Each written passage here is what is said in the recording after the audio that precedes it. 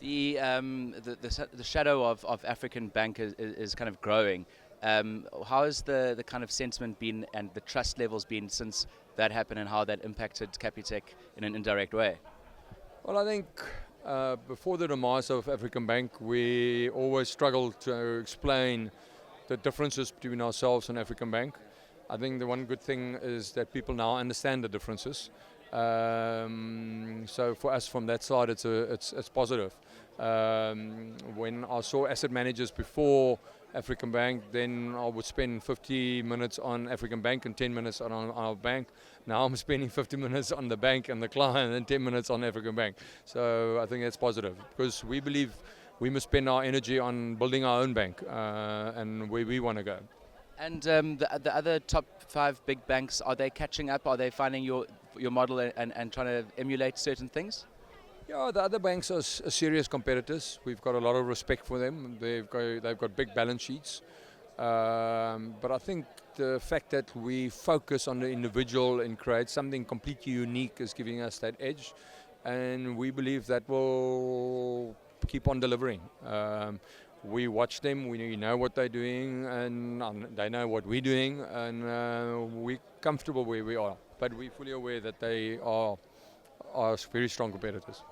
During your speech today, Moody's downgraded banks in South Africa to, from stable downwards. So how does that impact Capitec? Well, yeah, I wasn't aware of that. The downgrade itself won't have a direct effect on Capitec. We're not with Moody's, we're with S&P, so it won't have an impact on us. The downgrade on the country, I get that question a lot. It won't have a short-term effect on our funding because we are very strong capitalized. But it will have effect on the client because debt will be more expensive. So for all companies to grow, they need debt, and that will be more expensive, and that will come through in your products.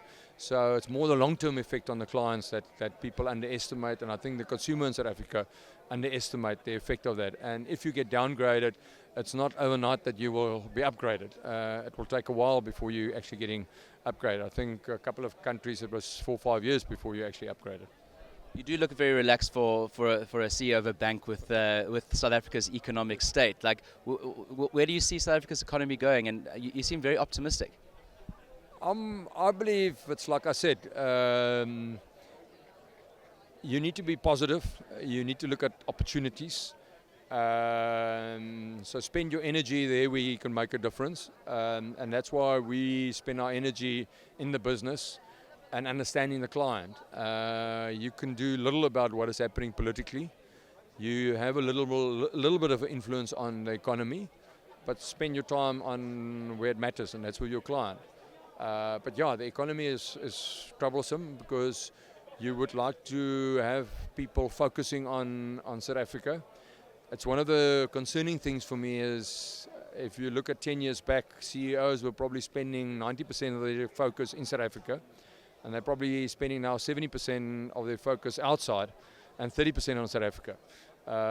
So it's a bit sad. So we need to create that environment that our business people actually spend the majority of their energy in South Africa and build up this beautiful country we've got. What input did you have when Nene was fired and there was a crisis in the country and a lot of businesses came together to really send a message to government, and you actually started working very closely with government? How much input did you have there? No, we didn't have a input that famous Saturday, Sunday, but we are very involved with the meetings with Provan Gordon and appreciate the way he approached it and he engaged with business. I take the first meeting we had with him. Normally they will do a speech and then we can ask questions. He allowed business to actually talk beforehand and open up and really say what needs to be done. So I think if we can get that approach right through the whole government, that will be very important for South Africa, because we need to have business and government working together to optimize the potential in South Africa.